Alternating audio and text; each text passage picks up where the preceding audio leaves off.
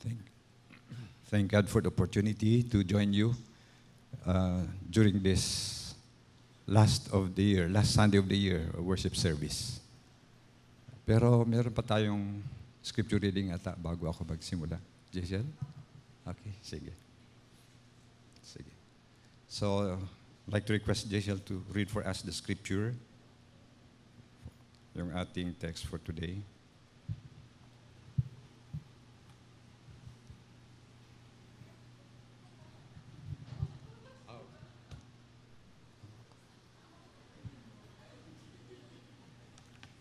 Kagabi lang kami nag-usap. Sige po, let us all stand for the reading of His Word. Sige po.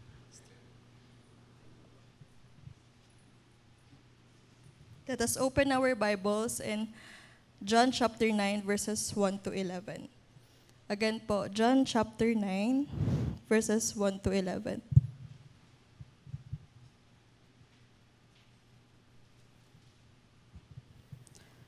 The word of the Lord says, "As he went along, he saw a man blind from birth. His disciples asked him, 'Rabbi, who sinned, this man or his parents, that he was born blind?' 'Neither this man nor his parents sinned,' said Jesus. 'But this happened so that the works of God might be displayed in him. As long as it is day, we must do the works of him who sent me. Night is coming when no one can work. While I am in the world, I am the light of the world.'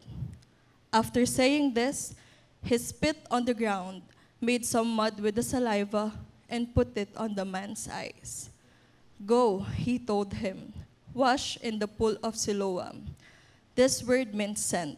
So the man went and washed and came home saying, his neighbors and those who had formerly seen him begging asked, 'Isn't this the same man who used to sit and beg?' Some claimed that he was. Others said, 'No, he only looks like him.' But he himself insisted, 'I am the man.' Praise be the name of the Lord for the reading of His word. We may all be seated.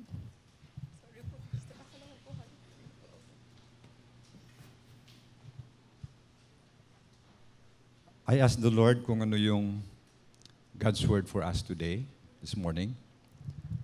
And the Lord gave me this passage, Jesus, light of the world. So ito yung message natin for today as we prepare for the new year. Bakit itong story pa na isang bulag, pinagaling ng Panginoon, yung ating message? But alam natin na yung pinagaling ng Panginoon nakakita, and Jesus revealed Himself as the light of the world. Now, tayo din, sabi ng Panginoon, you are the light of the world. After saying, I am the light of the world, tayo din, we are the light of the world, the salt of the earth. A city on a hill cannot be hidden. Example, every time na dumadaan kami sa EasyTex, papuntang Tipo, di ba? Mayroong hill. Yung subdivision nila ni Tim, makita mo sa bundok, may mga bahay. Kapag gabi, talagang makita mo yung mga ilaw. Yung sinabi ni Jesus, a city on a hill cannot be hidden. So tayo, Christians, hindi may tatago. Hindi tayo makatago. Makilala at makilala tayo bilang mga anak ng Diyos as light of the world. As Jesus said. Now, in the story of the man born blind, pagkatapos na pinagaling siya ng Panginoon, nakakita siya, di ba? And for the first time, nakakita siya ng liwanag. Do you know what it means to be blind, no? From birth? Ever since, wala kang nakitang ilaw. So for the first time, nakakita siya ng ilaw because Jesus restored his sight. So in this story, si Jesus yung may dalang hope para sa tao, para sa sanlibutan. Na ang sanlibutan ay nag-represent ng blindness ay makakita. And the Bible says, Satan blinds the minds of the unbelievers so that they cannot see the truth. Yeah, they cannot appreciate the beauty of God dahil they were spiritually blind. Okay, so sa last verses, sabi ng Panginoon, yung mga bulag makakita. I came na yung mga bulag makakita. Ngunit yung mga nakakita ay maging bulag sila. Yun po ang story ng John chapter 9. Okay?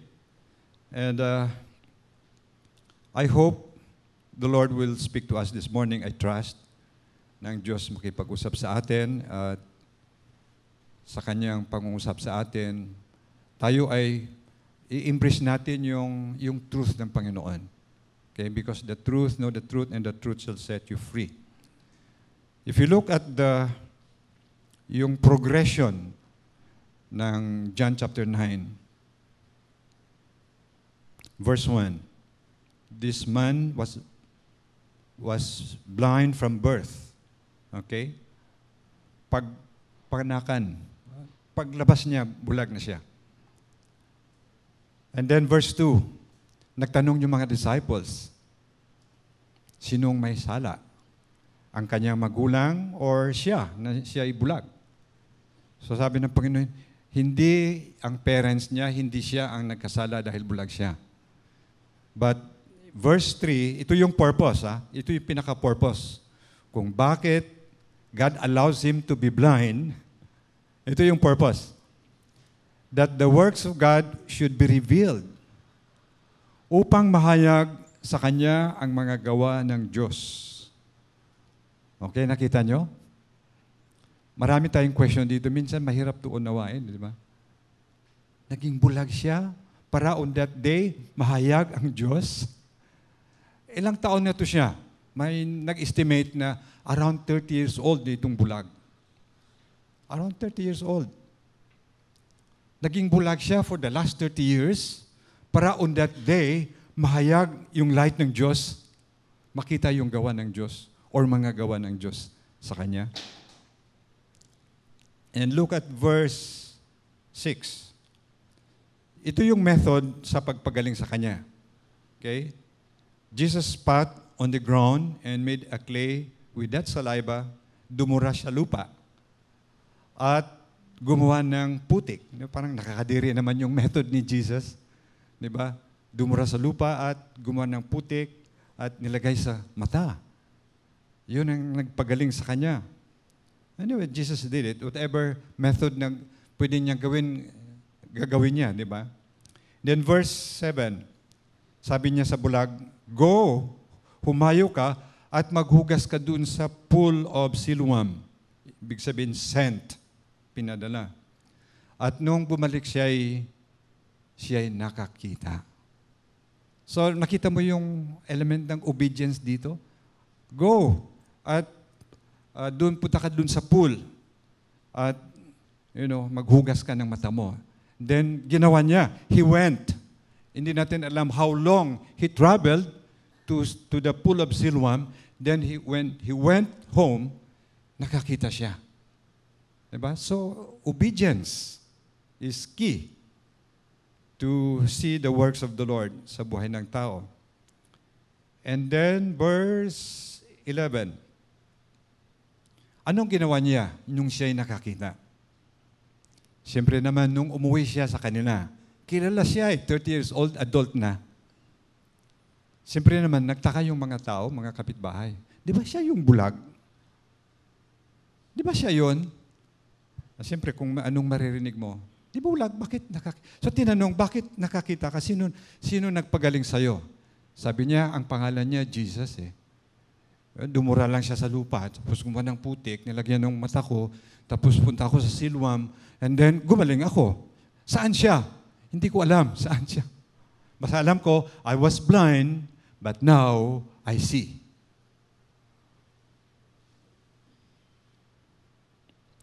Tingnan natin yung progression ng Pharisees. So yung blind man, nakakita, because Jesus gave him light and sight. Yung progression naman ng Pharisees, naging blind naman sila. Sabi nila, this man is not from God. Referring to Jesus. Verse 15, 15. itong tao to na si Jesus, hindi to galing sa Diyos. Kasi kung galing siya sa Diyos, i-respect niya sana yung Sabbath. Kasi it happened during Sabbath. Sabbath breaker si Jesus, sabi nila. Therefore, He cannot be from God. So ayaw nilang maniwala. Nung nag-testify siya before the Pharisees, lalo silang nagalit. Sino ka? Ikaw ay makasalanan from birth. Ngayon, nagtuturo ka sa amin. And the Bible says dito, verse 18, dahil hindi naniwala yung mga Pharisees, he was expelled.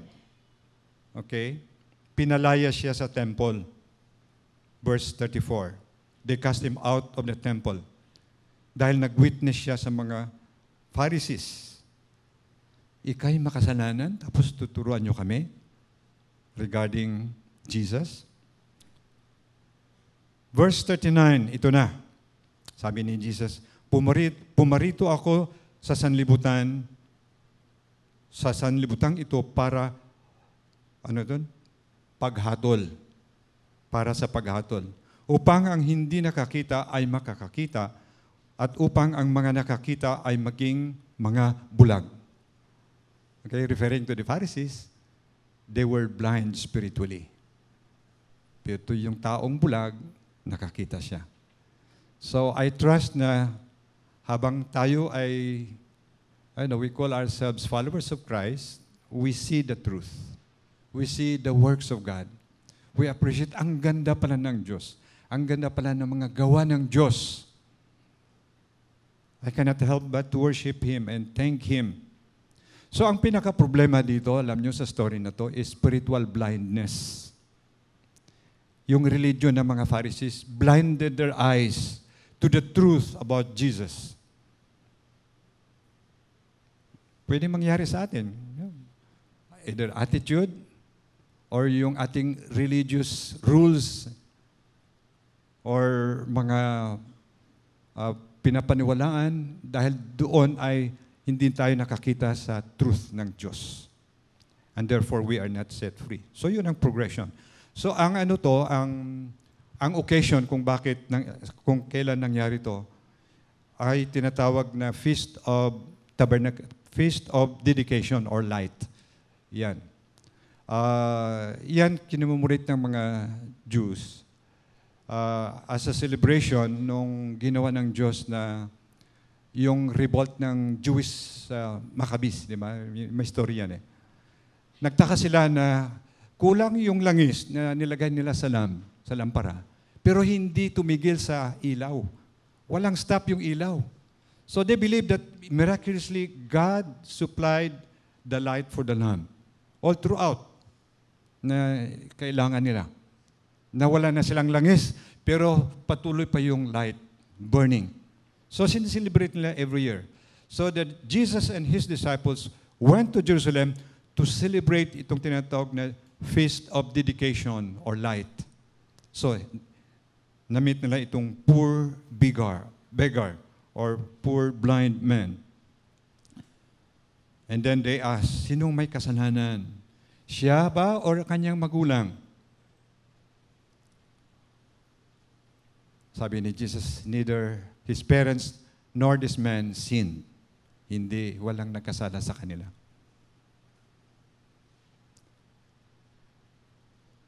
It was at that time, during that time, merong paniwala yung mga tao, meron silang belief na kapag ang tao ay nagdurusa or nagdusa, merong nagkasala sa kanila, either close member of the family, either magulang, or kapatid, or uncle, merong nagkasala dahil doon sa kasalanan nagdusa. So, di ba hanggang ngayon, meron pang paniwala na dahil tayo nagdusa, dahil tayo mahirap, dahil nagkasala yung ating mga magulang. Parang ang poverty, yung kahirapan, parang for some people, ang natutunan nila na kung mahirap ka, dahil curse yan. Merong nagkasala sa inyo. You know, it's world teaching, di ba, hanggang ngayon, na gusto nila lahat ay maging mayaman, na kung mahirap ka, talagang nagkasala kayo. Merong nagkasala sa inyo. So merong i-blame sa pagdusa ng tao. It was a teaching then, hanggang ngayon, pinapaniwalaan pa ng iba. Kaya ka nagdusa, siguro may kasalanan ka, no? Oo. Hindi naman natin i-discount, di ba, na dahil meron tayong mga wrong or bad choices in life, kaya tayo nagdusa, may consequence. Di ba, yung book na sa mabas, binabasa, there are two kinds of teachers. Number one teacher is wisdom. Kung may wisdom ka, maiwasan mo yung unnecessary pain. Pero kung wala kang wisdom, ang teacher mo ay consequence. Nevertheless, you still learn. Pero you have to endure the consequence. And many of us, siguro kasama na ako, naging teacher ko din yung consequence. Dahil kulang ako sa wisdom. So kailangan natin ng wisdom para maiwasan yung consequence. Pero alam nyo, like the story of the blind man, hindi niya kasalanan na siya'y bulag, di ba? Hindi kasalanan ng parents niya na naging bulag siya. Yet, merong paniwala yung iba, meron talagang nagkasala sa kanila kung bakit siya'y naging bulag. Now, is this a good New Year's message? Hindi natin alam, no? Kasi gusto ko lang maintindihan natin that suffering is part of human experience. Whether you like it or not, talagang merong pagdusa ang tao. Man is born unto trouble. Siguro sabihin ng iba, ay hindi ko pa naranasan yung magdusa. Kapatid, you will. Mararanasan mo rin yan. Kung sabi sa simba ko, sana hindi. Pero hindi, ayaw mo. Pero mangyayari sa'yo. So bilang mga tao, whether you're a Christian or not, paghandaan natin yung mga bagay na hindi natin alam that might come to us anytime, but if they come, alam natin for disciples of Christ, meron talagang purpose ang Panginoon for everything. In fact, this man, blind from birth, ang pinaka-purpose niya upang mahayag ang mga gawa ng Diyos. So every suffering natin, every pain natin, ay hindi sayang. Sa language ni Rick Warren, God, does never waste a hurt. Di ba? Napag-usapan natin dito noon. God never wastes a hurt. Hindi sayang any hurt, any pain that you experience in life. May purpose talaga si Lord. Kaso lang, we blame others. Ikaw kasi, kung hindi ka ganyan, di ba? Marami tayong i-blame. So, nung panahon ni Jesus, ginagawa nila yan hanggang ngayon. May biniblame ng tao kapag siya ay nagsasuffer. Last Sunday, I talked to one pastor. Sabi niya sa akin, may dalawa siyang friends na nagdusa. Ang una, nasa hospital. Pastor Ted. Sabi ko, how is he? Sabi niya, grabe, nasa St. Luke Hospital. Anong nangyari sa kanya? Magkano yung bill? Magkano yung bill niya? More than 700,000 that time, ha? That Sunday, more than 700,000 na ang bill niya. And then, sabi niya, kilala mo si David Salmo? David Salmo, sabi, okay, kilala ko siya, pero hindi ko pa siya na-meet personally.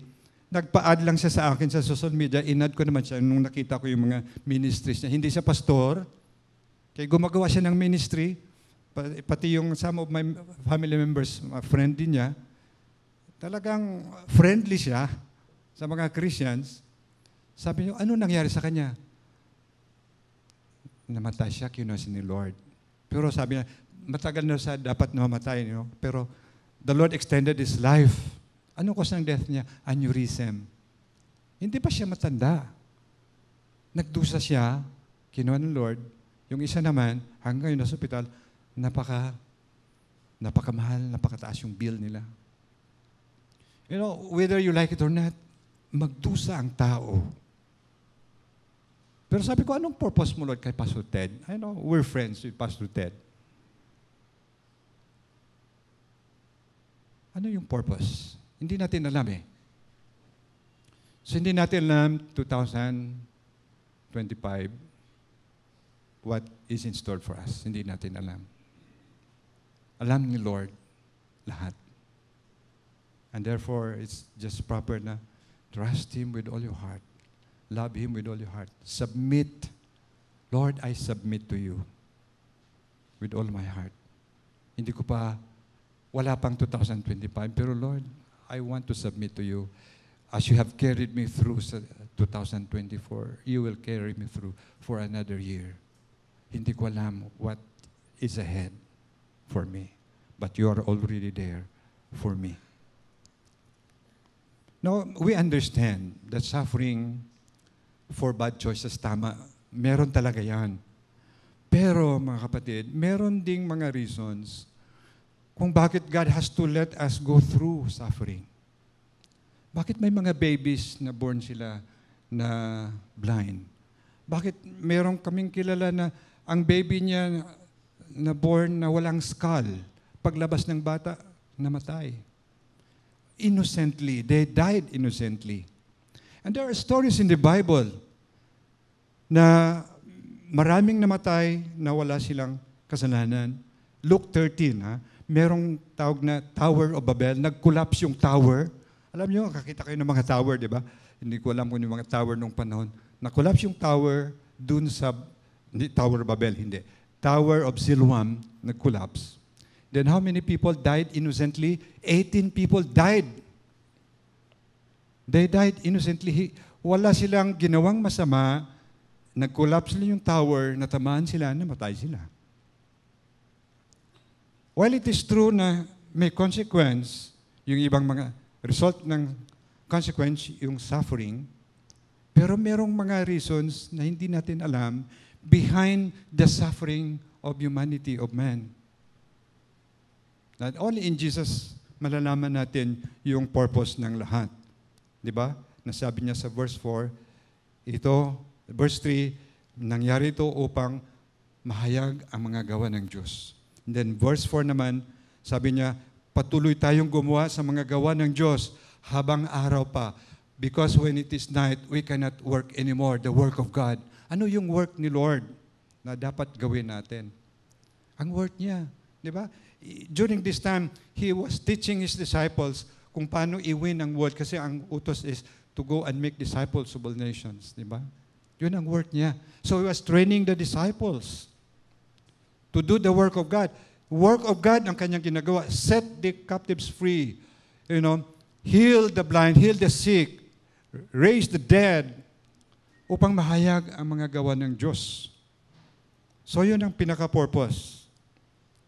And that day, na-declare that Jesus was the light of the world, He declared, and then it was backed up by this man born blind. Nakakita siya ng liwanag. O pala, Jesus is the light of the world. Alam niyo, mahirap sa akin nung naintindihan. I struggled with this idea na ang isang innocent na tao mag-suffer. Diba? Why do good people suffer?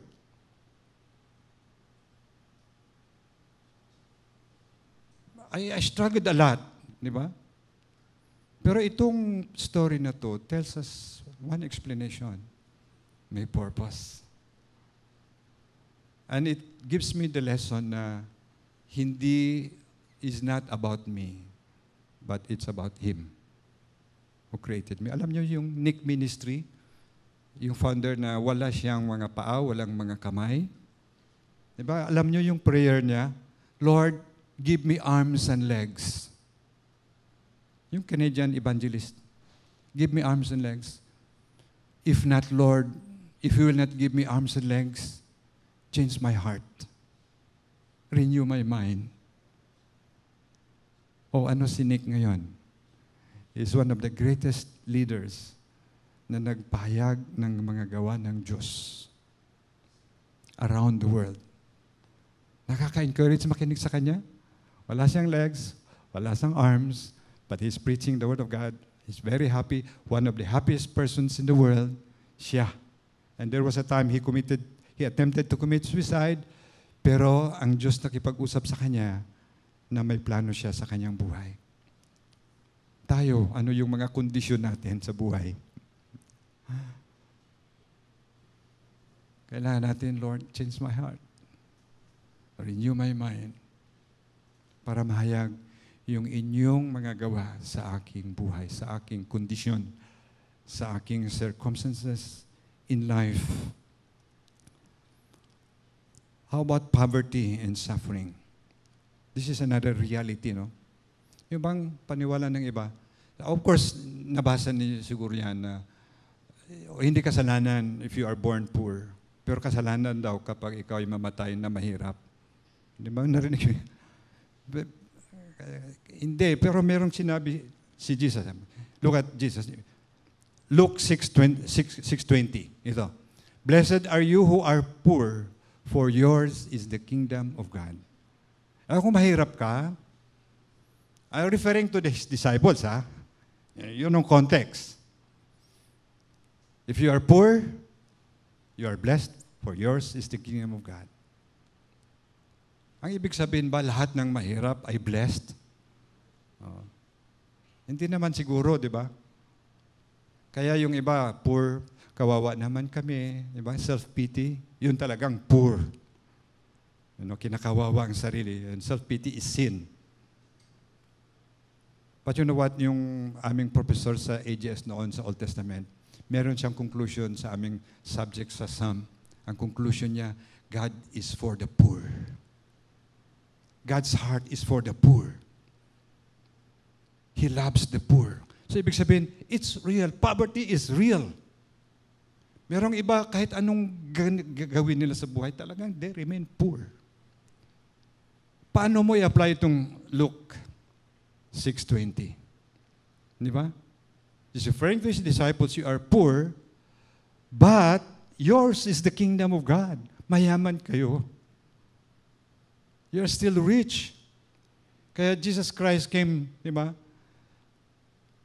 Bilang he was rich, yet he became poor so that through his poverty, we might become rich. Mayaman ang anak ng Diyos. For theirs is the kingdom of God. You are blessed with all spiritual blessing in the heavenly places in Christ Jesus. Another lesson dito, yung pinaka-lesson na gusto kong i-share sa inyo dito. Leadership lesson. Tayo mga leaders or anybody, any Christian, be careful about judging why someone is suffering. Yan ang napapala mo. Mabuti sa iyo yan. Dahil hindi ka nakikinig. Diba? Sabi ko kanina, meron talaga mga sufferings due to our bad choices in life. Walang wisdom. So, consequence. Pero may mga suffering na dumadating sa buhay ng tao, may pagdurusa na kahit anong ingat mo, yung iba hindi maingat. Di ba? So, some people, yung tendency, blame others. We blame others for our suffering. Kung hindi ka dahil sa kanya, kung hindi, nagkamali kasi yung doktor eh. Di ba? Sa kanyang diagnosis. So we blame many people and some people blame God. Lord, why do you allow this? Why? Parang walang karapatan ng Diyos na gumawa ko nung gusto niya. Di ba? Yung metaphor na the potter and the clay, siya yung potter, and then where the clay, gumagawa siya ng jar. Kahit anong gagawin niya sa clay, basta magawa niya yung jar, di ba? Hindi makareklamo yung clay. And tayo yung clay. Minumold ng Diyos so that will become a beautiful, useful vessel for the Master's use. Bawal ang judgmental sa mga disciple ni Christ. Sabi ni Jesus, hindi ang anak, hindi ang magulang ang nagkasala kung bakit naging bulag siya. Bawal ang mag-judge ng mga taong nagsasuffer in life. Imbes na i-judge natin sila, we reach out with compassion. We reach out with prayers that the Lord, in their suffering, will reveal Himself as the light of the world. Hindi lang physical blindness ang na-experience ng taong to, but emotional, psychological, spiritual sight. Kaya na-set free siya eh. Ito yung whole point of the story. Okay, let's read this together. Neither this man nor his parents sinned, said Jesus, but this happened so that the works of God might be displayed in him. Next. As long as it is day, we must do the works of him who sent me. Night is coming when no one can work. While I am in the world, I am the light of the world. So, as disciples of Christ, let us confront our sins and grow in Him. At ito dito, Jesus confronted the bad theology ng mga Pharisees and even yung mga followers niya. Nang paniwala na kapag ang tayo nagdusa dahil sa kanyang kasalanan. Okay, ito yung discussion question sa life group. Gusto ko lang i-share. How do you display His works in your life? How do you display His works in your life? In good times lang ba? Nagpe-praise the Lord ka ba kapag may blessing? Di ba? Number 2, what is God's work that we must do while it is day? How do we obey the Great Commission of our Lord? Habang may panahon pa, gawin natin yung gawain ng Diyos. Yan sabi ni Jesus. Gawin natin yung mga gawain ng Diyos. Habang meron pang opportunity. 3, how do we help those who are poor and suffering? How do you apply Matthew 6:20? Kahapon sa CMT, dinidiscuss kung paano mag-extend ng church doon sa labas na kailangan i-reach out. 4, how can one's religion and judgmental attitude cause spiritual blindness? Alam nyo, kung meron tayong attitude katulad ng mga Pharisees, judgmental, we are also blinded to the truth. Di ba? Blinded. And we still walk in darkness. So you discuss that later. So like the man born blind, kailangan natin ang vision. We need to have spiritual vision for our life. As we enter 2025, Lord, give me vision for my spiritual life. Open my eyes to the truth. Another is, i-accept natin yung mga hard biblical truths or hard biblical concept by faith. Mahirap ko intindihan yung aking sitwasyon. Pero, I would like to trust you, Lord. I submit to you. I know you will be glorified kapag ako ay ma-delivered from this situation. Then another application natin, like the man born blind, kailangan mag-obey tayo. Sabi niya, go and wash yourself to the pool of Siloam. At humayo siya at hinugasan niya yung kanyang mata. And then he was healed. Nakakita siya. Obedience. Obey Christ moment by moment. Testify about what God has done in your life. Alam mo yung witnessing, ang sharing of the gospel is simply tell others kung anong ginawa ng Diyos sa'yo. Di ba yung ginawa ng blind man? He simply told his neighbors yung ginawa ni Jesus sa kanya. Yun ang witnessing. Kahit hindi ka na expert, hindi ka na mag-aral ng evangelism, subject. You can share the gospel. Tell others, ito yung ginawa ng Lord sa akin. Ito yung ginawa niya. Then, dapat mawala sa atin yung mga preconceived ideas that cause us spiritual blindness. Na parang, mga Pharisees kasi talagang close na sila. Kahit anong sinasabi ni Jesus, ayaw na nila makinig. Diba? So they were blinded by their own religion. I'd like to close this message this morning. It's a little more than a year na nakalabas ako sa hospital. Okay. It was October 2023. Yeah.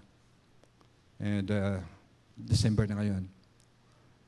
At na-hospital po ako for 5 days sa Veterans Memorial Hospital. Sabi na, bakit doon ka pa na-confine sa veteran? Veterano ka ba? Sabi ko, hindi. Hindi ko rin maintindihan. Basta dinala kami doon. And nagdusa po ako for 5 days sa hospital. Hindi lang 5 days, but for many months ang pagdurusa. It was a struggle on my part. Then, during the time of my confinement, kasi ward yun eh. That time, walang available na private room. And it's good na wala. Kasi lumabas kami na zero balance. May kasama kaming tatlo and then the following day, dalawa na lang kami. So yung kasama naming doon na pasyente, retired Air Force officer. Oh. So we started the conversation sa wife niya, my wife. Then yung mga bantay, mga anak niya, usap-usap kami. And then, talagang talagang friendly. Then found out na taga Batangas sila, yung isang anak niya from Cavite. Nung sinabi namin taga 13, meron din kaming basa 13, gano'n. So lalo kaming naging yung close, yung aming conversations. And then last December, we tried to meet, no? Kasi malapit lang yung subdivision nila dun sa maliit na tahanan namin doon. Pero hindi nag-work na nasa Batangas. So sila, sige, next time na lang. Now, I told my wife, sabi ko, why not meeting June this time? Sabi niya, dito yung mga anak mo, kumpleto tayo. So baka mahirap. Habang inisip ko na i-text ko si June, ito yung may picture dyan mamaya, ipakita ko. Yan. Bumisita sila sa bahay. Okay. Thank you. Nung inisip ko pa na i-text siya na pwede tayo mag-meet yun, andito kami sa Cavite. Kasi bihira lang kami doon eh. Pwede tayo mag-meet. Bago ko pa ginawa yon, siya ang nag-text. Sabi niya, Kuya, tawag niya. Kuya, andito kami ngayon. Andyan kayo, wala ba kayong lakad? Pupunta kami sa inyo. Anong sasabihin ko? Yun ang hinahanap ko noon pa. I started journeying with June last year pa. Ngayon ang opportunity, the Lord really, planned together na mag-meet kami. Hindi lang siya, kundi yung buong pamilya niya kasama. They were so excited to come to our house. At nag-usap, mag-iyak, mag-relate ng story niya. Siya yung anak ng retired Air Force. Siya yung bantay doon na palaging kausap namin. May iyak nang nag-usap sa buhay niya, sa story niya. And then that was the second time, before we ended, nag-pray ako sa kanya. Second time nag-pray na. After 1 week, ako na-discharge. Bumalik kami for my follow-up check-up. Andun pa rin sila. And so I offered the prayers sa tatay niya, saka kay June, which I believe they appreciated so much. Nung tinanong ko last Tuesday, kumusta sa tatay mo? Gumaling niya. Bumalik yung kanyang lakas. No? And we prayed. Masaya yung celebration namin together ng Christmas. Sabi niya, next time, kayo naman pupunta sa bahay namin. Simple message, indirectly sa kanya, na para ma-experience niya yung joy ng Panginoon. And I'm giving you an example of disciple-making. Ano ibig sabihin disciple-making? Disciple-making is you start the conversation with anyone you do not know. Lalo na kung alam mo na hindi pa siya Christian. Start the conversation. Ang meaning ng disciple-making is from conversation to conversion to maturation to multiplication. Si June, nagsimula pa lang kami ng conversation.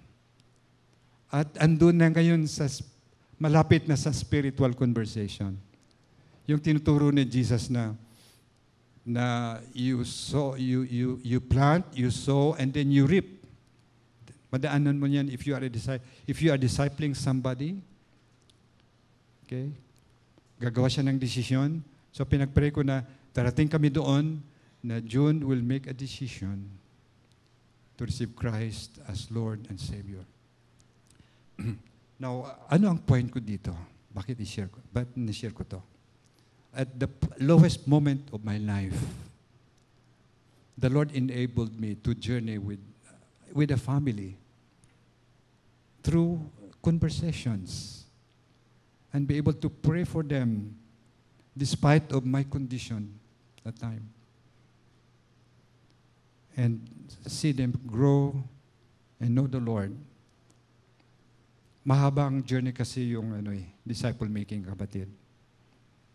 Sometimes mabilis for them to embrace the gospel and trust Jesus by faith in their life. Sometimes it takes time. Pero dapat magsimula na yung tinatawag na conversation with people that we try to reach. Diba? May training na tayo dyan diba? You are being sent in every circumstance and in every encounter with people. God sends you there. Yun, when I was in the hospital, yun ang dumating sa isip ko Lord, this is an opportunity to practice what I have learned. I taught this research. I practiced this many times. Ito yung pinaka-real situation. Kaya ko pang gawin to. I was in pain. I was so anxious. Yet the Lord impressed in my heart na, you still want practice. The Lord accomplished two things sa akin. Una, the Lord made me like His Son, Jesus, into His image. Pangalawa, the Lord brought a family for me to journey with so that they will know Jesus as the light of the world. Kung gaano katagal niyan, only God knows. But I started to obey Him, and the Lord has blessed me. Blessed are the poor, for theirs is the kingdom of God. If you want to obey Him, He will reward you with spiritual sight and truths, and you will enjoy walking with Jesus no matter what happened sa buhay mo. Obedience is the key. Ginawa ng blind man, he obeyed God. He went to the pool of Siloam. He washed himself, his eyes. Well, I'd like to challenge you, mga kapatid. Marami na tayong natutunan, marami na tayong narinig, marami na tayong training, but it may not be enough. But God has to allow sometimes yung situation, suffering, so that we have to go through this para dyan mo ma-realize na hindi lang in good times magsabi ka, praise the Lord, hindi lang in good times na gumagawa ka ng mission mo, even in bad times. God's still at work, and God's work can be displayed through you, through your situation. Amen ba? And I'd like to share, before I close, one of my regrets this year. One of my regrets. I journeyed with another person doon sa subdivision. Kasi madalang lang kami doon. But I met a guy. Nung nalaman niya na taga-Jensen ako, taga-Jensen din siya. Retired na siya. He's very, robust guy. Every day nagja-jogging siya. Member siya ng board ng subdivision. Madalas nag-uusap kami, pumunta siya sa bahay kasi election yun gusto siya magtakbong board. Matagal kami nag-uusap. And then, there were other times after that. Nakita kami dun sa clubhouse, nag-usap kami. Nakita ko niya yung wife, nakita ko yung anak niya. So, napakabait na tao. And isip po, kailan kaya kami mag-usap on spiritual conversation? Malay mo, baka he needs Jesus in his life. Walang pagkakataon. But mga 2 weeks ago, andun kami, mga 2 weeks ago, merong isang neighbor, may dinala sa hospital, andun yung mga guard, dinala sa hospital yung aming neighbor. Nag-usap kami ng guard, sabi niya, nangyari din. Kailan ba yun nangyari?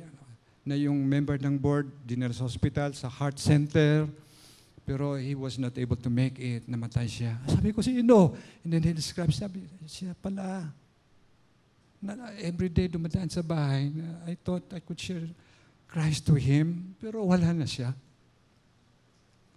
Who would expect a man, a very strong man, meron pala siyang condition sa heart, meron pala siyang problem sa heart. And that time, walang tubig yung subdivision, tumulong pa siya para magkatubig yung mga tao. So sabi ng iba doon, napagod si board member sa pagtulong sa mga tao. Hindi na siya nakalabas ng heart center na buhay. Nung nalaman ko, deep inside, I was crying. Sabi ko, he was one of the men that nakita kong mabait, open, anytime pwede mo makausap, matulungin. Pero wala na. Hindi ko na siya makausap. And I just trust, ang comfort ko sana meron nag-share sa kanya ng gospel before he died.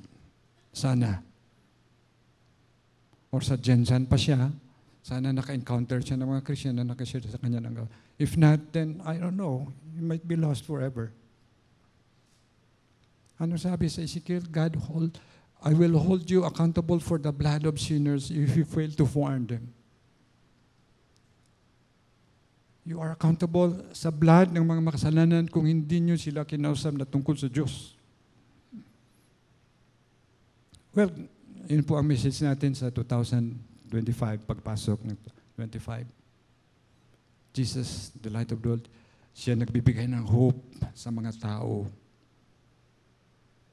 Physically, psychologically, and spiritually. Let's pray. Lord, your word is true. Your word is truth. You have given us itong mensaheng ito sa pagpasok ng bagong taon at ang hamon sa amin na i-confront namin ang aming sariling kasalanan at mag-grow into Christ-likeness. And then, Lord, yung aming misyon na gawin naming alagad ninyo yung mga tao sa mundo.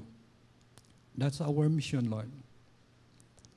I trust na we'll respond to your mission. And I trust, Lord, na kung ano man yung mga kondisyon ng mga anak nyo dito sa ABCC, physically, psychologically, Lord, your works will be displayed sa panahon na you will deliver your children from their situation or kahirapan or pagdusa sa buhay. You will manifest yourself, Lord, as the God of mercy. Blessed the poor, for theirs is the kingdom of God. Lord, we may not be rich materially, physically, pero Lord, we have all the spiritual blessings in the heavenly places in Christ Jesus. Mayaman po kami sa mga spiritual na mga blessing. And therefore, ito yung aming message, Lord, na dadalhin sa mga taong hindi pa nakakilala sa inyo. Lord, thank you. Thank you. We are the God of mercy. And i-declare namin na mahayag sa bawat isa sa buhay namin today ang inyong mga gawa sa pamamagitan ng aming mga kapigatian, sa pamamagitan ng aming mga kalungkutan, pagdurusa, nawa ay kayo ang Diyos na makita namin na makapangyarihan sa lahat. Grant victory, Lord, sa mga anak ninyo na ngayon ay nanlupaypay dahil sa mga problema sa buhay, dahil sa mga challenges sa buhay. Kaya ang Diyos na makapangyarihan, ang siyang Diyos na pinaglingkuran namin, who is the same yesterday, today, and forever. Itong aming dalangin, Panginoon, accept our prayers this morning.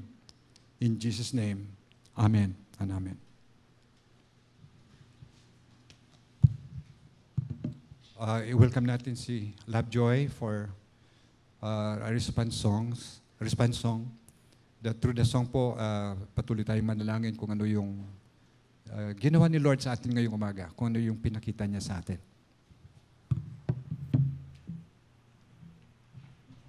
Good morning po.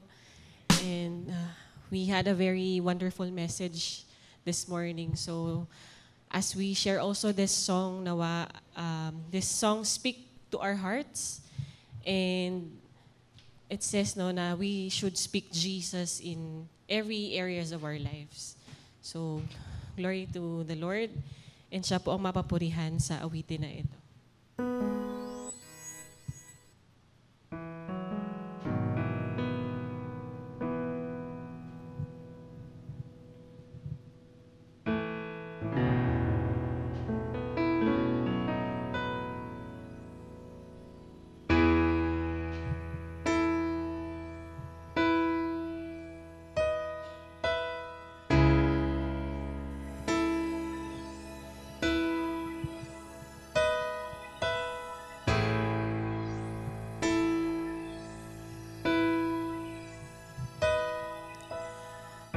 just want to speak the name of Jesus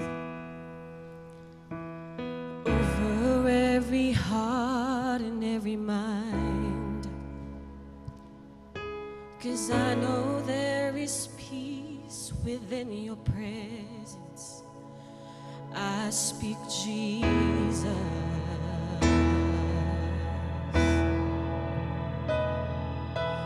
I just want to speak the name of Jesus till every dark addiction starts to break, declaring there is hope and there is freedom. I speak Jesus.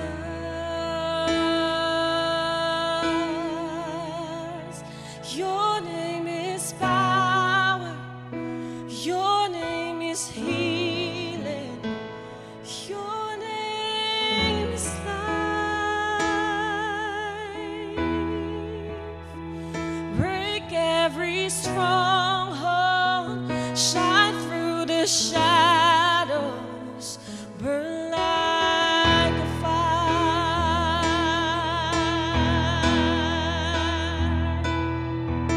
'Cause I just want to speak the name of Jesus over fear and all anxiety, to every soul held captive by depression. I speak Jesus. Your name is power. Your name is healing. Your name is life. Break every stronghold. Shine through the shadows. Burn like a fire.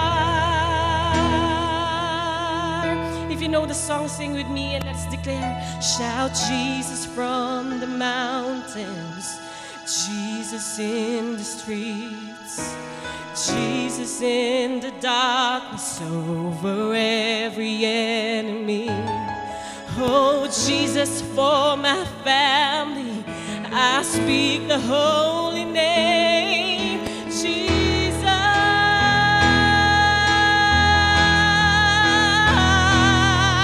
Shout Jesus from the mountains, Jesus in the streets, Jesus in the darkness over every enemy. 'Cause Jesus for my family, I speak the holy name, Jesus. 'Cause your name is power. Your name is healing. Your name is life. Break every stronghold. Shine through the shadows. Burn like a fire.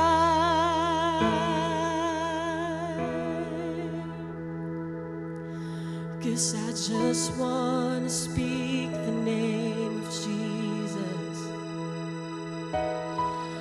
over fear and all anxiety, declaring there is hope and there is freedom. 'Cause I speak Jesus.